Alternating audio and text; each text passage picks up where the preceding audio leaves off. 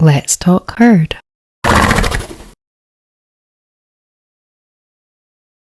With the horse that I had that died after 2 months in hospice care, he died on his own, I would describe that as a heart-opening experience. I was not heartbroken when he died. And I was going, wow, this is new. I've never experienced this before. With other horses or animals or even people I had been. But this was the first death where I felt more alive. I'm going, oh, okay, this is weird. No one talks about this. But the thing was, I had 2 months of practice of the present moment of being with him and processing the grief at the same time as his body changed, as death approached. I'm grieving the loss of him. At the same time, I'm enjoying his presence. And then getting to enjoy his presence as his body is changing. That is the grief process in there. And so when he actually died, that whole grief process of 2 months of caring for him and being present with him was heart-opening. Yes. Him dying was heart-opening. And then I put my hands on him, and that magnetic resonance of his heart is drawing me in one more time. It was just like the icing on the cake. And I thought, and that was a heart thing, you know? So when I really learned to differentiate between myself and him. Yeah. My fears are my fears. They are not him. And getting support for that and not holding on to it, but letting that move through me so that I could actually connect with him in the moment with his body, however his body was in that moment. That process was heart opening. And then when he actually died, I felt more alive. And it was probably, I don't know how long it was. I cried, but not really. Not like the heartbreaking cries when I've lost other animals or people. This one was just, I'm sitting in awe. I'm in awe over what has just happened. And I feel a little bit of relief because I was afraid I was going to euthanize him. I was afraid I'd get scared and I'd call a vet. Even though I know they couldn't do anything but euthanize. But that was my biggest fear. And so when he actually did die, I was going, oh, thank you, God. And I said to my horse, thank you, we made it. I made it. I made it all the way through, keeping my heart open, acknowledging what is mine and what is you, and not interfering with your process. Wow. And so I remember just sitting there with his body, being so relieved and so open, just heart laid wide open. That's how I would describe it. And the grief process following his death, I mean, it was still there. Yeah. But it was unlike any other grief process I've ever had. It was just the cleanest grief. Like, I miss you and I love you. And that was it. There was no blame, shame, guilt, anger. Yeah. I love the way you talk about the grief being part of the death, the dying process, like the grieving process. It's like they are. Yeah, because I realized now that you're saying that's exactly what happened with Epona, because I really loved her. Mm-hmm. We were so close. And obviously being a dog, they don't live for that long, but it felt like we'd gone through so much together. And yet, in embracing her death and really just being there every moment with her. And actually, when she went, she called me. I think I said this the last time. I woke up. I mean, maybe I could have stayed with her the whole night, but I got up because I'd been with her until quite late in the evening. So I went to bed just to sleep for a little while. But then I woke up and it was her last half hour, last 20 minutes. And just spending that with her was just, and it was like you said, it was a bit of a kind of, oh my God, she's actually, she did die, which sounds sort of silly, but it's quite a phenomenal thing when it actually happens and you allow it. But yeah, I didn't feel I missed her. Obviously I miss her, but actually I can feel her really strongly whenever I want to connect with her. And I think that was probably helped as well by but yeah, the grieving happened naturally within the dying. So yeah, it's a really amazing way to think about it. And I suppose it's because you've allowed yourself to experience the transition, like you've allowed that to be real for you. So you actually know on every level of your being that there wasn't death as such. There was just a transition. And so it's like saying bye to somebody for now, and not forever. And it really changes your whole way of. And I wonder if it's the same with people when they nurse somebody and, they die naturally. Maybe that does help. Yeah. With the grief. Yeah. I would say sudden deaths are harder grief-wise, just because it's so sudden. It's like new reality, instant. So then to deal with that, then there's things that we need to do to process it and to come to peace and come to terms with what's happened. But when we have a hospice situation and we have a longer process, it can happen within that process. There's a constant letting go within the process, because as their body changes, as the dying process continues, there's a constant readjustment within me to what the present moment is. So I'm not going to say I prefer one way of someone dying versus the other way, because they both have things that are easier about them if it's sudden versus if it's prolonged. But whichever way an animal dies or a person dies, I just want to be present in the moment of what is the gift that's coming to me now. And if it's coming in ugly wrapping paper, that's okay. I may not like the wrapping paper, but I'm still going to look. Yeah. And so if it's sudden, that's such a good way to put it. If it's sudden, I'm going to look. Yeah. And if it's over a couple of months, I'm going to look. And each one gives its own gifts if we're willing to look, because at the center of those things, of that pain and suffering for us on an emotional level, at least in my experience, the center of it is a deep joy. Yeah. Yeah. But if someone had said that to me before one of these horrific things happened, I wouldn't have known what they're even talking about. It's like, how could you even say that? But it wasn't till I sat with what had happened, turned toward what had happened, and stayed in the feeling of pain for as long as it was there. And that went for months. Yeah. Then about 9 months in, it transformed into something else. So no matter what happens, I want to turn toward it, embrace it, and allow it. I feel like now that you wouldn't even perceive that as pain because you're different. You've seen it in a different way. And I think it would be a different experience. Yeah. Yeah. Maybe not completely. That's interesting. Yeah, that I will say the one that went for 9 months, I have not reached the point where I would say that was not painful. I wouldn't say that. I would say, but this is what I would say. I would say this, the experience, and part of it was because the experience that happened, I was powerless in it. So I had no power, and something bad happened. And so that went to the core of me, because I don't like feeling powerless. I don't think anybody does. But what happened was, because then I turned toward that feeling and just stayed with it. Yeah. And for me, because I believe in God, I prayed about it. Like, that's how I handled it. And at the core of that, it opened my heart. That's how it got into my heart, because it hurt so much. Yeah. So that's all I'm focusing on now. And then it took about 9 months of really breathing the love of God into my heart on this painful thing that happened. And then that's when it started to transform, about 9 months in. And then I thought, what else is in my heart?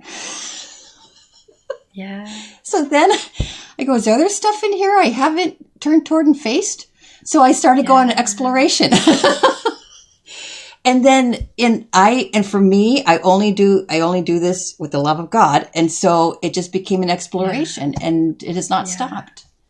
So I know my heart now on a level I have never known. And it was the horses and traumatic things happening with horses and things that were outside my control where I was powerless. Yeah.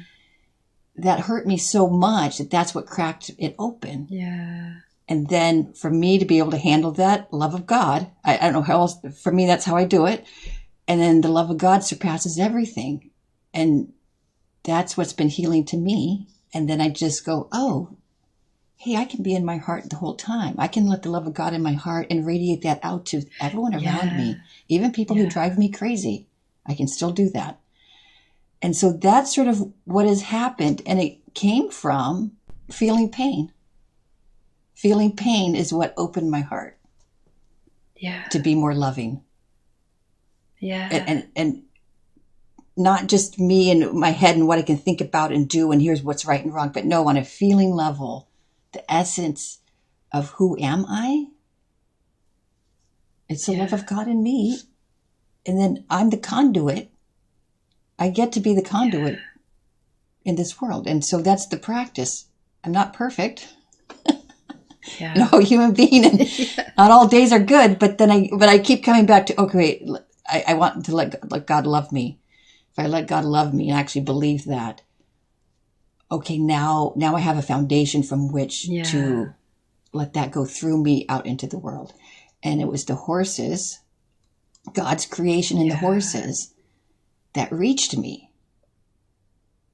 And it was the most painful experiences with the horses that reached to the depth of me. And then because I turned and looked,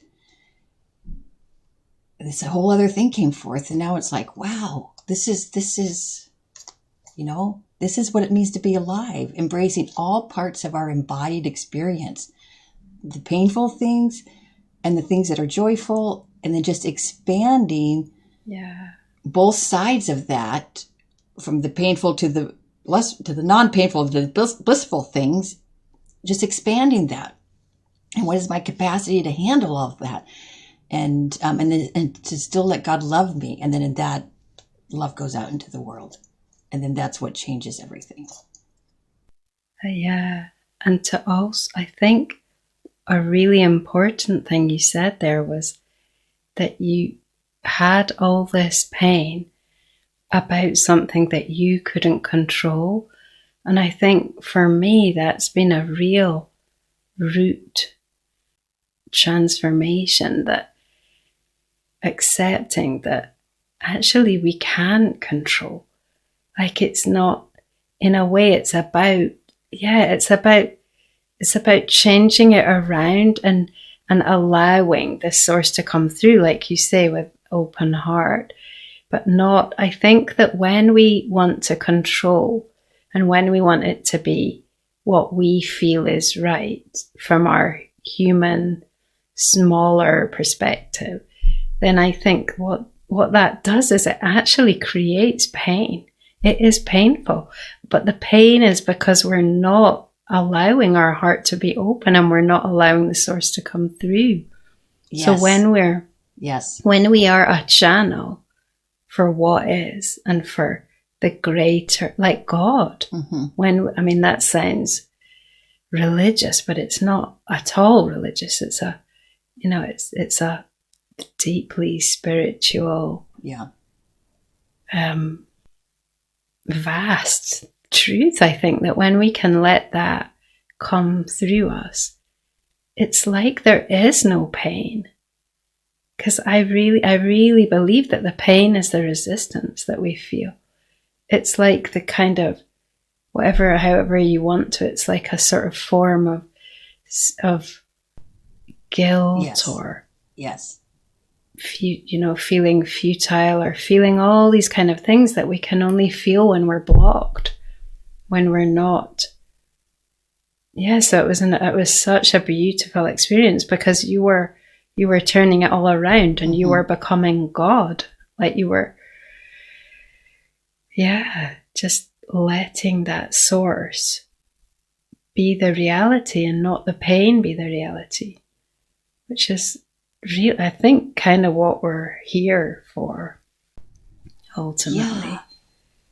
Yeah, to just there's, on the pain front, I would say there's two things, and this is me at the moment. More life experience, this will likely change. I would say, yes, there are certain things that are painful. Like when they happen, they're painful. They're emotionally painful. Then I can add to that pain by not looking at it and add additional pain. Yes. Or I can turn toward the thing that's painful, and then I don't add on the extra layer of pain by running from it. So painful thing happens, I turn toward it. Now, in turning toward it and allowing myself to feel it, and yes, it's painful, but because I'm now turning toward it and embracing it, it can move. Transformation can happen in there. Now, I don't do it because I go, oh, I want to transform my pain. No, I just turn toward it and accept it. And it's in the acceptance that it's not held captive anymore. It's being acknowledged, so it doesn't have to keep popping its head up. And then I let it do whatever's going to happen happens, but I don't make it happen. It's the turning toward, which is hard to do when it hurts. But it's that turning toward and embracing it. And I would say embracing it, not just tolerating it, but embracing it to the depth of my being. Then that's the wholeness. And then it's not trapped and stuck, desiring to be heard. I'm hearing it. And so then whatever comes from there, it can transform essentially. But I'm not concerned with what it's going to do. The only thing I have control over is just turning toward it, embracing it, and feeling it. Yeah. And letting it be there and not trying to get rid of it. And in that, then the byproduct of that, all this other stuff that is beneficial to me can happen. But it's really just the allowing myself to feel it, because I'm in a body, I'm in a body and have a heart, and that hurt. And allowing that to be there and hearing it and hearing what my body is trying to tell me and say about this. And part of it, I think, also is that, hey, Mary, you loved him. That's why this hurts. Yeah. Like, that's why this hurts. You loved him. And look what happened. And it's awful. And it hurts so much because you loved him and no one else could see another way. And you so yes, that's going to hurt. It's going to hurt. But letting myself feel that and acknowledge that, I loved him and no one else could see. No one else could see. And so what was comforting to me was that God saw. And I was like, oh, good, at least someone else saw. It wasn't just me that was seeing this that no one else could see, but somebody else saw this. Someone else can acknowledge with me, yes, this is painful because people couldn't see. And you loved him. And I was like, oh, thank you, God. Yeah. It was just that little acknowledgement of me as a human being. I loved him and I saw something. And so me acknowledging the pain in me acknowledging this hurts, and acknowledging, oh, why does this hurt? It's because I loved him.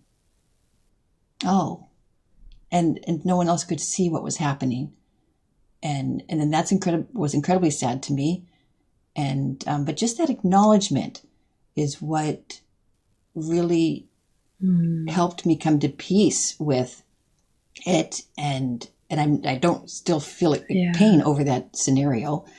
It's still not something I would advocate for, but I'm at peace with it. And this is interesting. Okay, one more story. So this involved a horse that was not mine. And so while I was feeling pain over what had happened, and I would just feel it, and I'm not trying to fix it. I'm just feeling it and allowing myself to feel pain, and I would cry, whatever. And then this one time, a couple months into this process, an image of that horse came to me, and he was sitting at the bottom of my heart space. Wow. It just popped in my head. And this is while I'm feeling pain, emotional pain. And I was surprised that an image of him popped into my head, and he's at the bottom of my heart space. And I go, whoa, wait. So I just said in my mind, I said, what are you doing here? Like, you're dead, and I was powerless. And there he was. So funny. And then he said to me, it's safe here. Wow. So being in my heart is safe. And I thought, oh my gosh, it's safe. So where was the way into my heart was through all this pain, but it's safe.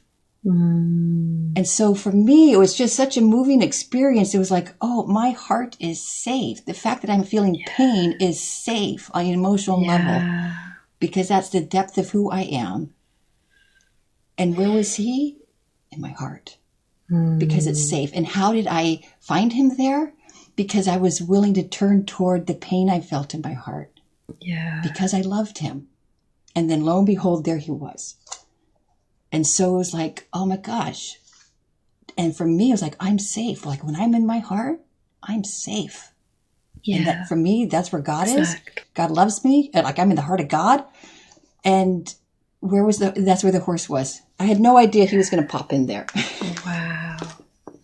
Yeah. And maybe that transformed that pain. Yes. Yes. Then I was going, oh, okay, wait, it's safe. I don't have to fear this. I don't have to fear it. This is probably one of the safest places I've ever been. Yeah. And for me, what made it so safe is because it was the love of God, who created both me, created this horse. Yeah. Creation is good. And it was like, okay, something bigger than both of us is holding us here and comforting us in what has happened. And then it was like, wow, I don't know if it's a safer place to be. And it was amazing. It was like, okay, where do I want to be? In my heart. Wow. That's what I've learned from all of this. So beautiful. Is I want to be in my heart. And the pain is like it's kind of an opportunity, isn't it? Pain. Yes. I mean, it's a signal, but it's also a portal. It's like, here's an opportunity I mean, I'm sure it works like that on a very physical's not exactly the right word, but an actual real opening. It's like a real doorway it's always fascinated me that actually why we have this thing about turning away. We're so deeply ingrained in this habit of turning away from pain and just blocking. Yeah. I always remember this analogy that when you ignore pain or you take a pill for the pain, it's a bit like cutting the wire in your car to the dial that's telling you something's wrong. Yes. So that you're not at all like going to the what's wrong. You're just cutting off being told about it. Right. So it's like, and that kind of is what it's like when I mean, obviously we sometimes need to take a painkiller, when you've got things to do. But if you can just see that as a doorway and embrace it, I do think it becomes less challenging over time, as you start to turn in and trust yourself that you can go, that your body as well, that your body is really capable of that shift, that flow that happens, So I think when we're not used to doing that, we think that pain is solid like a wall and that there's no way that it can shift, that you just have to block it out or you have to get through it. But actually, when you become utterly present, and like you say, you go into it, you can breathe into it, you can just feel into it, whatever feels right. then it really will start to shift. I mean, I'm sure there's going to be some pain that's a lot more resistant than others. Yeah. But just that. Yeah. And sometimes I also like talking from a more, like a sort of more practical point, like approach with pain. Sometimes it actually helps not to focus right into the pain itself. Sometimes it helps to focus on the whole being, like your whole being. Because in a way you're focusing on the whole system. And in that way, it the bits that are more able to move can move and start to process. And because sometimes in focusing on just a little point, and I'm talking probably more about physical pain, if you focus too hard on it, then it sort of holds it there. It's difficult to, especially like a physical injury or something. So if you can focus on your whole being and just allow that your whole being can process this, it's pretty amazing what can happen. But it's the turning into the thing rather than turning away that's so powerful. And I don't know where we got into the habit of not understanding that. I mean, we've been around for quite a long time. So you would think that we would understand by now what pain was for. Yeah. Yeah. I don't understand that. There is, like, if I put my hand on the stove and it's hot, I do want to pull away from that so I don't keep getting burned. So there is that on a physical level. That's true, yeah. So I think that's probably where part of it, where it comes from. Yes. So learning, yeah. When I'm talking that's true. But there's a nuance to it that, okay, yes, that's true. So don't stand in front of the car and get hit. So do move away from the car so you don't get hit. So there's certain physical things where our body alerts us, hey, there's a problem, stop doing this. Survival. Yeah. So that's true. But then there's also these other scenarios where it's more nuanced, like what you're talking about, where, okay, no, I'm not going to die feeling the pain in my heart. In fact, it's going to be healing to me to feel the pain in my heart. Yeah. So then, I do want to turn toward it. So there is a little bit of discernment. Yeah. And I'm not saying keep your hand on the stove and continue to get burned. Well, you know. But what's interesting, you think about those people who walk across hot coals and don't get burned. Yes. Yeah. It's like, what's that? So even there, it's like, okay, there's something more to, our capacity as a human being, we have there's a lot of possibility in there that we don't know as much about. So still, I'm not going to walk across hot coals, but I'd be curious to interview the people who do, and how do they do it and not get burned. And I have a feeling there's something in what their thought process is, or what they embody, or something that allows them to be able to do that. So I don't know. I think that's a faith thing. It's like trusting. Mm-hmm.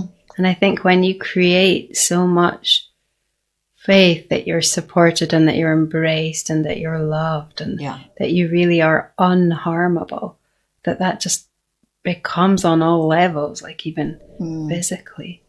I think that's really important with horses as well, that if you can create that vibration in your being, then you are safe with them, and they're safe. They're sort of safe around you because they can see you energetically. I think they can really see you so much better if you're just in that vibration of trust, really. And there's so many words for it, but it's kind of the same energy. It's like it's like I think it's just a not being, just being you, like being your source, like we were saying earlier, just being an open channel, really. I think that's the bottom line. I think that's what makes sense. I think that like underneath everything, if you take off all of the layers, that we are this bright sun of just love and everything that goes along with that. Like, you know, our energy is like, we're our body is perfect, we're healed, we're, you know, everything is clear. And so it's all stuff that goes in front, like clouds in front of the sun. That, and it's, I think it's just, and I think when you know that, you know, like when you really accept that, then you know that pain is just alerting you to something you've put in front of that sun. And so you're always going back. When you go in, like you say, when you go in to the pain, you're always going back to the sun. Yeah. Back to that inner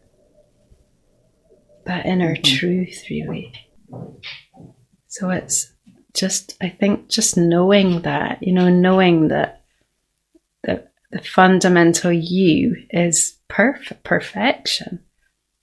Because I think we tell ourselves a lot of stories, and I think horses know that.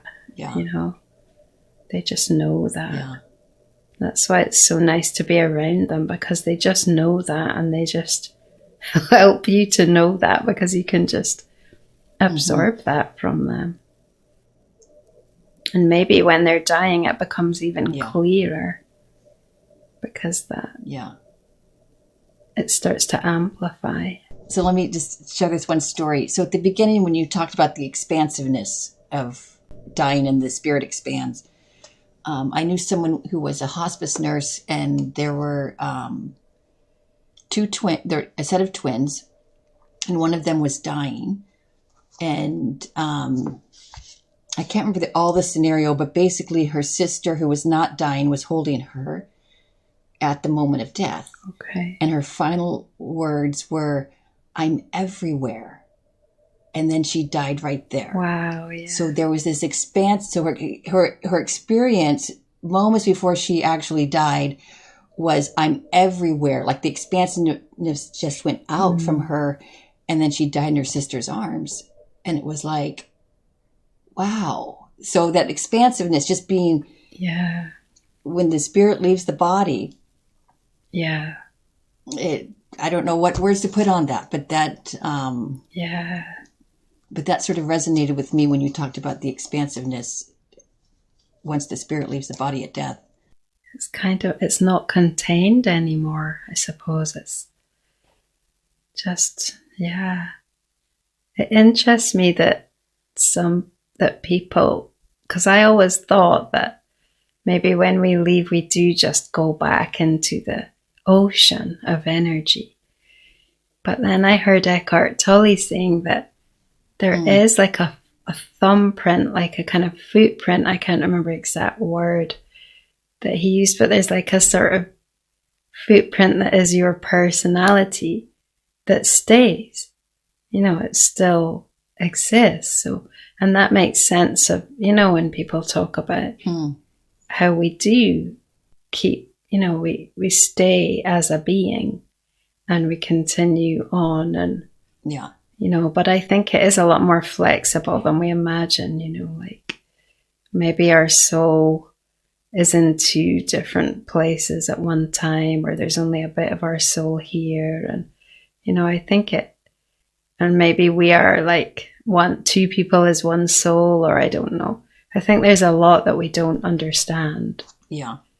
And I think we need to keep remembering that we don't understand so much, and not to kind of... Yeah, because we get so...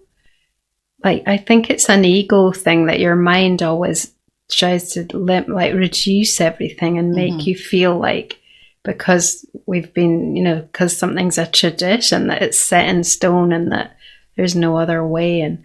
But really every moment is a new, completely new possibility for something, for manifesting something new. And we need to try and keep that perspective. Yeah. Wow. So where do you feel you're at now with the hospice? Like, are you working with people? At this point in time, I just last month I finished recording 2 more classes that had been on my back burner. One is how to connect with horses. Okay. Just like from my experience, when I'm because I talk about it all the time, but then, well, what does that really mean and what does that look like? So I have an online class for that, for just some introduction and tools in that area. Thankfully, there's a lot of discussion in the horse world, in the holistic circles, of how that's expanding and different ways to connect that are, you're not making the horse do things. So there's more people talking about that. Definitely. Then the second class I just recorded was post-death of a horse. Like, what do you do once they die? What do you do with the body? How do you process the grief as a human? What about the herd members and their grief? Like, what do you do with all of that? So that's the latest things I've been doing, and those are on my website, and they're recorded so you can, purchase them and view them anytime. And that's sort of the last thing I've done, where I go, okay, that's everything in my head. It's now on accessible information to people so they can, hear it and get it in their hands. And so they don't have to go through several horse deaths to learn these things. And so that's sort of the latest thing that I've been doing. So that sounds amazing. I really enjoyed recording the post-death of a horse class because that was the culmination of everything. The only way, and the only way to know for me to really know those things is to have experienced several horse deaths. Yes. And with the mindset that I wanted to be in the moment. I don't want to whisk this away. I want to be present with it. And so I enjoyed it because I got to talk about all my horses who had died. Or this is where it came from. And then I started learning to pay more attention to the herd and what are they doing, and then how does that interface with what I'm doing, and then what are things that I can do so that they are calmer. So it was really I enjoyed putting all that information together. Yeah. It's like when you share, you learn as well. It's like a two-way dynamic. It's really powerful. Yeah. Right. I find that with like working with people, with, in any way, but communicating with the horses maybe. It's like when you are facilitating something for someone else, they're also facilitating more understanding for you. So it's really mutually beneficial. Yeah. And I just was going to say that I think that we are on the edge of a big shift in just understanding and open-mindedness and awareness.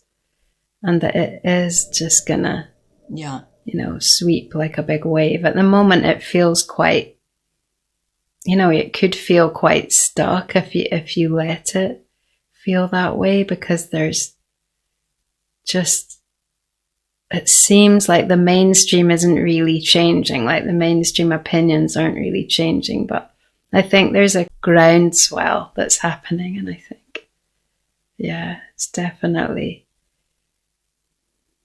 It's happening, the awakening.